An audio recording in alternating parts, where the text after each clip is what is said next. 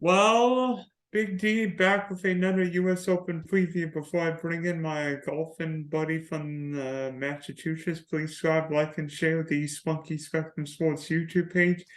You know it's US Open week, so it's crazier than ever. Also, check out the Big D podcast for all the audio listeners on Spotify and Apple. So, looking to complete the Grand Slam of one and done majors, FantasyLabs, ActionNetwork's Matt Vincenzi. So, Matt, how are we going to complete the Grand Slam this week?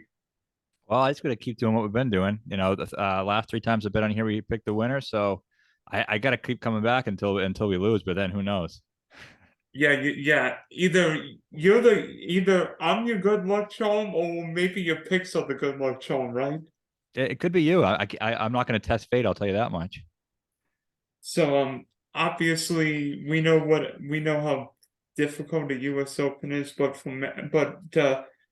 because it's in 2023, I thought we could go 3 for 23. So, Matt, when for a US Open, what are three words that come to mind? Three words that come to mind. Okay. Uh, well, usually the three words that would come to mind would be long and straight. That's the guys you want in the U.S. Open. But this week, I don't know if it's going to be. You still want to be long and straight, but I think it might be a little bit of a unique setup from what we've seen in the last 5 or so years. Here's what I would call a US Open: brutal, grind, tough. Yep. You're not going to hit 287 great shots. You're going to hit some bad shots, but you've got to minimize the mistakes and capitalize on your opportunities. Yeah, that sounds like Brooks Koepka to me, which is a little scary. Hey, we already used him. We don't need him. Plus, his California history is not that great, but that's a story for another day. Yeah. What are your three favorite US Open courses?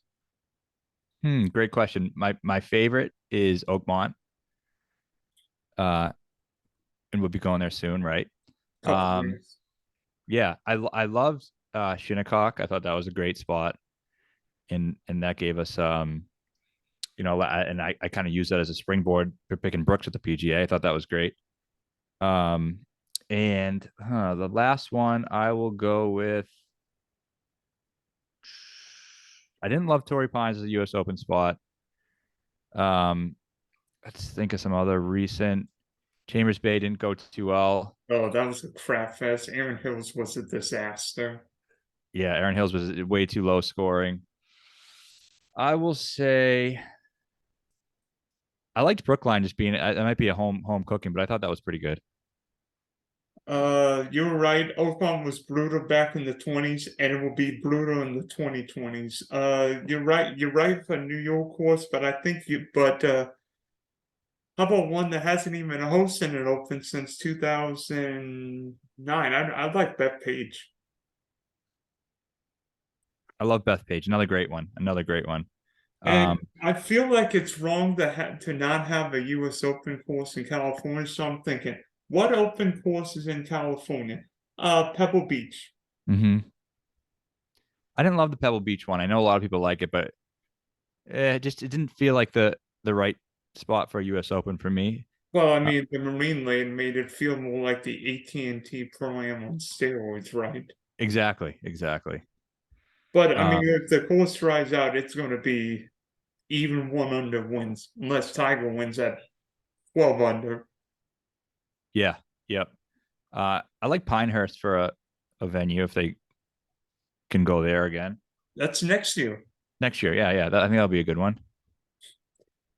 Okay, and big three golf, and then big three golfers. So obviously heading into this year, the big three golfers were Scheffler, Rahm, and Roy. Well, Rahm won the Masters, Scheffler won Waste Management and the Players. But who would be the third golfer in the big three this year? Would it be Brooks or would it be somebody else? Oh, it's got to be Brooks 2-1 in the first two majors. You can't do much better than that. Rory's out of there. I mean, Victor Hovland's got a compelling case with what he's done the last three majors. I mean, he's been so consistent, made every cut. Because Yeah, finally got the win in the Memorial. I mean, if you look at what's happened the last year, I feel like a major's coming for Hovland. I completely agree, and I hope we can dodge him this week. I've already bet him at Hoylake, which I bought probably 6 months ago, 33-1, which now is going to look really good by the time that comes around. So he can win this one. I'm not going to be on him, but I'm hoping we can dodge him for one. Yeah, hopefully, yeah. The best case would be misses the cut, and then we get a 25 with 30-1 in July. Yeah, yep, that'd be great. So obviously, the Los Angeles Country Club hosting the Open, first time that the U.S. Open has gone to a untested venue since Aaron Hills in 2017. But I don't think we're going to have the crazy low scores. I don't think we're going to have the uniqueness of Chambers Bay in 2015. But this could be a unique golf course. How so? I agree with that. I do see a little Chambers Bay just in kind of the way it might look if it gets baked out enough. Um, and I think it does bring players into play that you might not see at a typical U.S. Open. So fairway is going to be a little bit wider. I think width wise, they're similar to Augusta. I think around the green game is going to be a little more important now than we've seen at previous U.S. Opens. We've seen, wing foot, you can just mash it as far as you can up there, and then you'll have a nice wedge onto the green. But I think it's going to be really baked out, and the approach shots are going to be so long that I think it's going to be really difficult to hold the greens. So I think even the best players are going to be missing a lot of them. I think you need to get up and down for some interesting places. I know the bunkers are going to be tough. Some holes you'll see some really shaved runoff areas that'll filter all the way down, but there are some holes where there's some rough around the greens too. So I think you have to have all the shots around the green. You know what I think? You know what I think of this course? This is a finicky golf course because is it Torrey Pines? Maybe not. Is it Riviera? Maybe not. I mean, can you even compare with like three Gil Hanse redesigns, Wingfoot, Southern Hills, and Brookline last year? Yeah, I don't think it's really comparable to those spots. That's what's kind of odd about it. It seems like it's its own unique style of, and I think maybe after the event's over, we might be able to make better comparisons. But as of now, it's hard. It's just so unique that it's hard to put it in any of those camps. I think right now, I feel like the best comp is Augusta, just because the green complexes and the undulations and the rolling fairways where you're not going to have as many even lies as you'd like.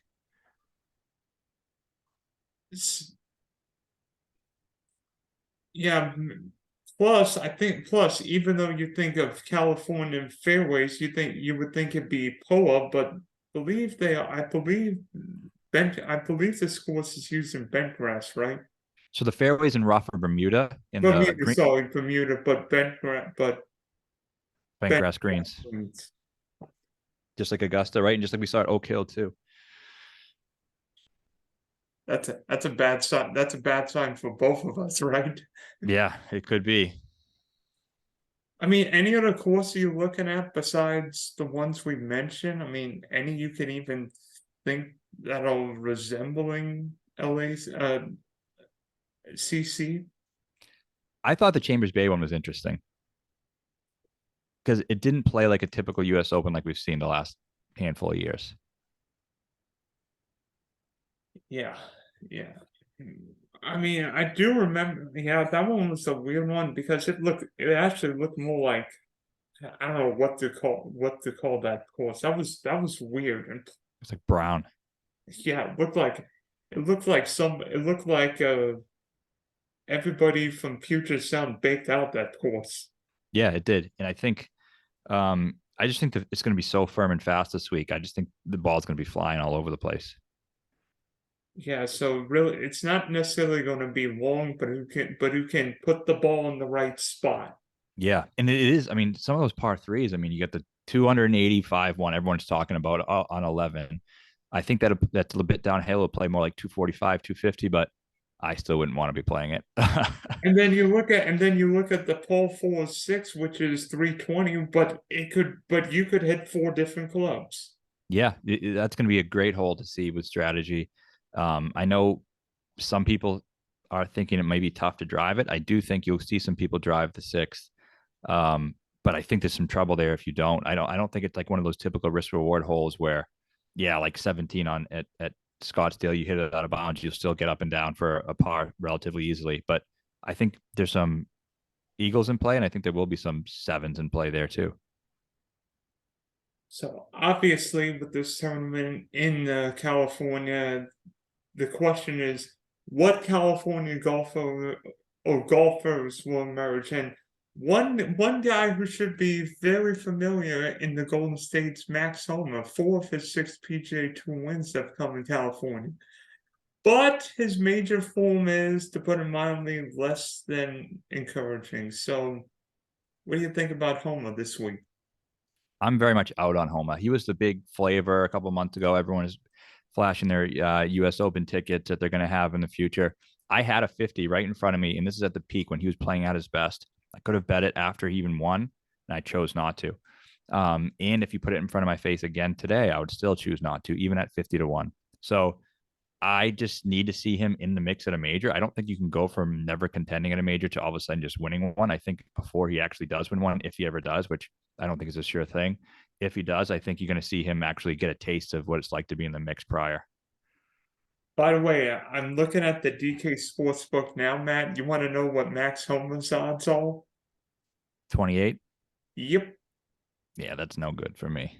I mean, you told me Max Homa's got lower odds than Dustin Johnson, some of these guys. I'd rather have, would you rather have Tommy Fleetwood or Max Homa? I'll take Fleetwood. I will too, the way he's been playing in majors and he loves difficult setups. If only Nick Taylor can, if only he can avoid having Nick Taylor bomb 72-foot eagle putts. Yeah, and you know what? Look at every U.S. Open from when they changed the schedule around. Every single one has had, I believe, since the shift, has had a top 10 in the previous major that they played. That would, yeah, you usually don't have a lot of scrubs win this major. I think having the PGA Championship in May compared to August is better because now we've got more data, we've got more points looking at. Okay, this guy's playing well. This guy can play a difficult setup, or this guy, we're out on him. Right. I mean, so if you go back, Fitz, he was in the final group at the PGA, and then he won the U.S. Open. Rahm was 8th at the PGA before he won the U.S. Open. Bryson was T4 at Harding Park. He was in the mix, and then he won the U.S. Open. Did I miss somebody in there? Woodland? I think Woodland was in the mix of that PGA prior to his win at the U.S. Open. I'm pretty sure. And then of course Brooks in 17 and 18. Yep, he was there. So I just think it's a great way to litmus test to see if a guy's going to contend. Look at the last major. I think top 10. You mean this time you got in the top 10? You have Hovland was there, Schauffele was there, Cam Smith was there, Bryson was there, Brooks. I think your winner is going to be Rory was top 10 too. Rory was top 10. So I think your winner is coming from that group. Anybody would, I don't think that wouldn't surprise me, right? Yeah, Victor, right? Yeah, all those guys I think have a chance. So the only thing that's hotter than Southwest than the weather here in Estero, which is saying something because it's always hot and humid this time of year, is you, Matt. Because let's see, you are on one of the craziest hot streaks I've ever seen. Let's see, you've got the last you have correctly picked the last 3 major winners. Cam Smith at the Open, Jon Rahm at the Masters, Brooks Koepka at the PGA, and not to mention that you correctly picked Fitzpatrick to win Heritage, Victor Hovland to win the Memorial, believe Bryson DeChambeau first round leader at the PGA, correct? Correct, and top 5, 20-1. Oh, and not to mention, you also took home a cool 5K for winning the PME at the Memorial a week and a half ago. That was awesome. And then also, it is the last 3 majors, but it's also the last 4 out of 5. Had JT at Southern Hills as well. Just missed the Fitzpatrick U.S. Open. Who was your one and done at that? Rahm. Oh, I went Roy. I thought he was going to do it too. He kind of struggled back 9 Sunday, but he was in the mix. I should have read the notes that said nobody wins the Canadian Open and then the U.S. Open, but that's a story for another day. Yeah, true. So what's behind you winning doing so well? Is it just a hot streak, or you just paying attention to the notes and reading it and reading like every blade of grass on the course? Well, I do that, but I think for the reason why the majors have been so successful is because most times you only get it. It's like I'm the Brooks Koepka of golf betting, because he said when he said there's only so many guys who can win. Get rid of all the amateurs, get rid of all the PGA professionals, get rid of this group. These guys don't have the balls to do it. These guys don't have that. End of the day, you get 10 players. And I think when you're handicapping a major, it almost is very similar. End of the day, there's 12 guys who can win. I mean, and if you're trying to handicap the Canadian Open last week, there are probably 40 guys who can win. So to me, it's like majors, you get that narrow list of who actually can do it. And then you decide, all right, of those 12, who's this course fits the best? Who's in the best recent form? Who's played at comp courses really well? Who's more due for a win? And then the last factor is your gut. So I think you can limit the fields down on these majors of guys who can actually win. Just make it easy. Just make it simpler, right? Sometimes okay, this guy does not handle Gil Hanse courses, or this Mm-hmm. guy can't put on difficult courses, or this guy's maybe not long enough for a U.S. Open setup. So no, no, no, and then yes, yes, yes. Right. And you get a small list, and then you get the right guy out of that list. Sounds like you should have been betting for the Belmont Stakes a couple of days ago. Yeah, I don't know much about that stuff, so I'll stick to the golf. Yeah. So I mean, the U.S. this year, betting wise for the U.S. Open, who is on your betting card for the Open? Two guys only. And I'll start with one. I know there's a player you're high on, and I take no joy in giving this pick this week. I don't like backing the favorite. I don't like betting at short odds. But if I think the guy is going to win, I think the guy is going to win, and I think Scotty Scheffler is the worthy favorite. The thing I've never had a player rate out as well at any event as he rates out well this week, because last 24 rounds, he's first in ball striking, first in approach, second off the tee, first in proximity 175 plus, first around the green. And no one's even close to him in what he's been doing tee to green. No one's even close. And I know the putting is a concern, but I don't care. I don't think he's going to lose 8 strokes putting. And if he loses one, he probably still wins. Yeah, you and I are in agreement with Scheffler. Rom was what I don't know what you got him for the match, but He's 9-1. Yeah. I think Scheffler's plus 700. I mean, plus he finished second on the Gil Hanse U.S. Open, and he played the 2017 Walker Cup here. I mean, this feels like Scotty Scheffler should fall in love with this course. It reminds me of when Rom won at Torrey. There was just too much to like about it, and I was like looking for, at that time I didn't have him, and it was a mistake. I was looking for reasons to not bet him instead of just realizing that everything points to him winning this. And I feel the same about Scotty. If you land on somebody else, it's because you're looking for reasons not to bet him. Everything points to him. Yeah, agreed. And if Scotty Scheffler puts together an average or above average putting week, nobody's going to beat him. Nobody's going to come close. Scotty's playing unbelievably consistent. In this course, many people have said, and I agree, you got to find the right spots on both the fairways and the greens. And there's nobody who is as in control of their golf ball right now as Scotty Scheffler is. Yeah. And so, who would number two be? Because when you mentioned this guy, I'm like, oh yeah, I know, I can see why you would bet him at the Open. Yeah. So this is a guy I bet during the PGA Championship. I tweeted it out, 65, 66 to 1. Bryson DeChambeau, who I like for a lot of reasons. He's a California guy. He's won in a Gil Hanse design at Winged Foot back in 2020 US Open, won by 6 shots. We talked about we want guys who just played really well in the most recent major at the PGA Championship. He finished 4th there, just like he finished 4th at Harding Park prior to winning the US Open in 2020. I think he is long and straight. He gained 7.5 strokes off the tee at Oak Hill, which was first by a mile. Scotty was second at 5.9, so it wasn't even close.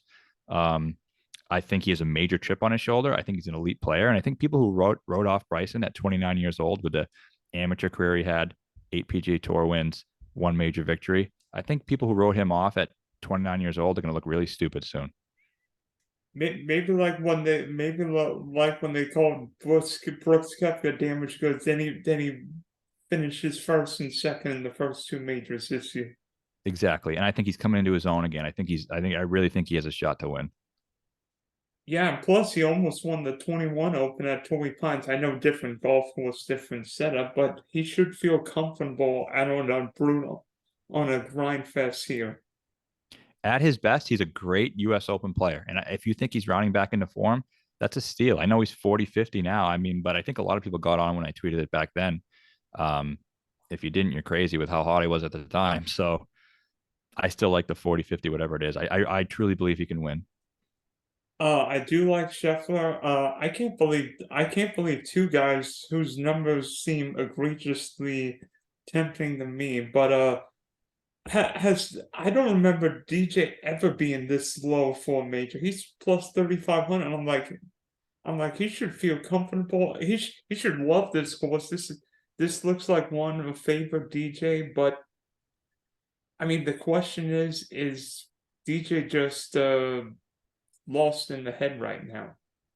Yeah. I mean, I would argue outside of Brooks, he's probably the best US Open player of the generation. With how he's played in US Opens over the last decade, I think he's been excellent. I think everything he does is what you want to do in a US Open. He's great. My concern with him, and I still think 35 is a good bet, and I think you'd probably be smart to bet it. But my concern with him is he's shown flashes of being the previous DJ that we've come to know, but he hasn't been consistent in that. You might see it around, you might see it 2 rounds, but he's always going to have a really bad round mixed in there because I think he's still working the kinks out. I think he took a lot of time off in the off season. I don't think he was, with the live schedule change, he was as committed to practicing as he has been in the past. And I don't want to say I question how much he cares, but I think he's pretty satisfied with where he is in life and that after he got that second major. But I wouldn't put it past him. And then one guy who I DM'd you last night about Justin Thomas 50-1. And now I know he couldn't find water if he fell off a boat right now. But you telling me JT can't get it together now? JT might put it together for 1 round and then hit the skids. Like what's going on with JT right now? Well, would you ever think that Justin Thomas and Ricky Fowler would have the same odds coming into a major in 2023? I would have said you have been surfing too much in Southern California. Yeah, I mean, do I think he's going to do it? No. Does that mean 50-1 isn't a good bet? No, I think it is probably a good bet because if he turns up and he plays well, I think he can win. I mean, you would talk about creativity, you talk about around the greens, he has all that stuff. Don't trust his driver, don't trust his putter. I simultaneously believe that 50-1 is a good bet and that he can't win. And then, I mean, I know Riviera and LACC are different courses, but what about Adam Scott this week? I like Adam Scott a lot. I think I can't really picture him winning, but I think he's going to play really well. I think it'd be a great DraftKings play. I think he's starting to kind of round into form, and he should be good. Trying to think, Scott, he might be a better top 10. Might he be a better top 10 play at like plus 550? Yeah, I think that's probably the move. Okay, speaking of DK, millionaires, all kinds of contests. One, who do you think will be the chalky guy? Because I've got to think Scotty Scheffler is going to be 25-30%, right?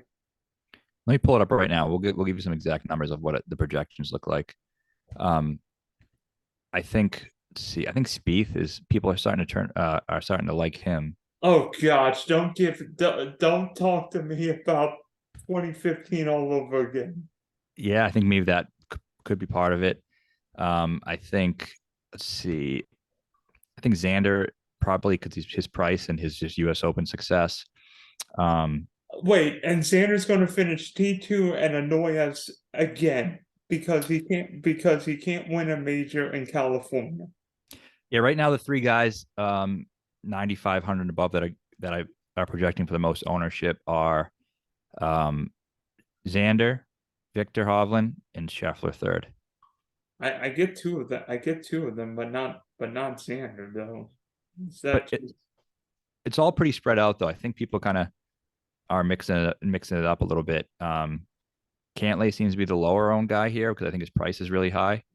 I like him, so who is the one who would be a great tournament play this GPP play? I see Cam Smith as a great GPP play. I think he can play really well here. You talk about creativity, talk about Masters comp, talk about all these things that I think may come into play around the green game. A little bit wider fairways to get away with, starting to round into form. He did have a top 10 at the PGA, which we talked about being important. Cam Smith at 9,000, I think is a really nice tournament play. Yeah, and didn't he contend at the U.S. Open last year? Yeah, I think he was around. I mean, prior to that, his history wasn't all that great. But let's see what he did last year. Cam Smith, he missed the cut.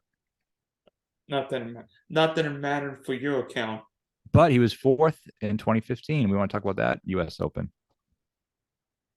True, and Chambers Bay may have some comps here. Right. And you talk about Spieth, people think he's in play here. Spieth and Cam Smith, I think, pretty similar guys. Yeah, trying to think. Cam is, I think they're both in the high eights, low nines, right? Yeah, Spieth is 9,200. He's looking like 16, 17% owned. Cam is around the 9-10% market, 9K flat. I'm guessing Bryson's got to be pulling some ownership at 7,600, right? Hatton is very popular at 8,900. He's getting Well, that doesn't surprise me based on recent form. Yeah, Bryson 12, 15% is definitely getting a bit. Rose is going to be very popular. Fleetwood's going to be very popular. Fleetwood 7,900, Rose at 7,700. What's DJ's ownership? DJ is cheap, and he's also doesn't seem like people are getting crazy. I bet he'll push 8 to 11% at 8,300, which is it's cheap. Cheapest I can remember DJ. Like, how is DJ 8,300 at plus 3,500, but yet Justin Thomas is more expensive at plus 5,000? That doesn't make sense. It's crazy. Adam Scott will be pretty popular, about 15% at 7,500. Wyndham Clark seems to be garnering some ownership. Siwoo Kim at 7,300. Mito at 7,200 is going to be popular. All right, Matt. You know I'm the trivia savant. Seemingly everybody tries to fool me with questions. And what do you have for U.S. Open trivia? I'm not gonna lie, I forgot to do it. I forgot to bring a question today. I see if I can think of one on the spot. I'm usually pretty good at it. I don't think I have one. All right. I'm trying to think of one off the top of my head. You usually remind me to bring one. I completely forgot this time, writing all the previews and whatnot.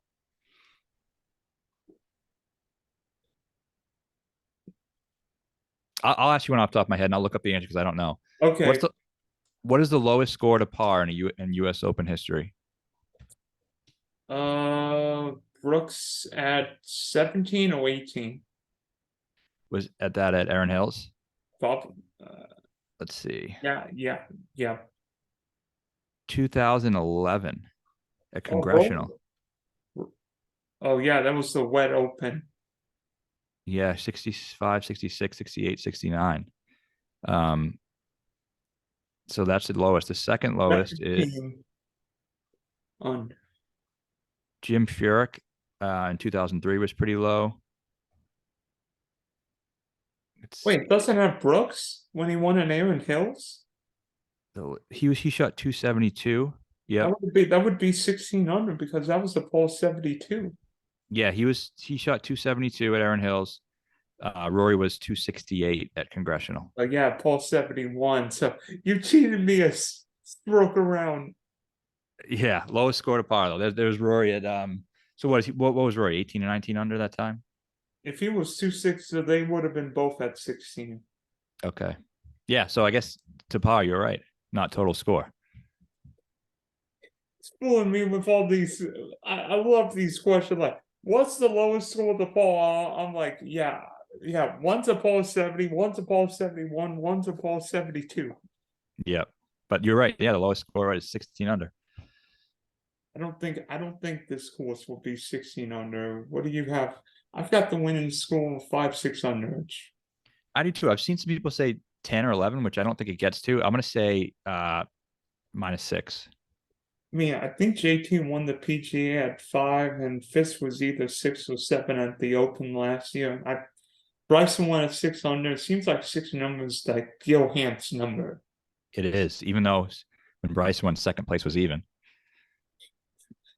Yeah, and who was the I can't think, the other guy with Bryson was out driving him. Matt Wolf. Whatever happened to that guy? He's on live now. Or maybe on live. And Brooks just kicked him off the team. Yeah, because he's hurt. Yeah, I don't know if that's why. I think they didn't get along or something. I think there's more to that story.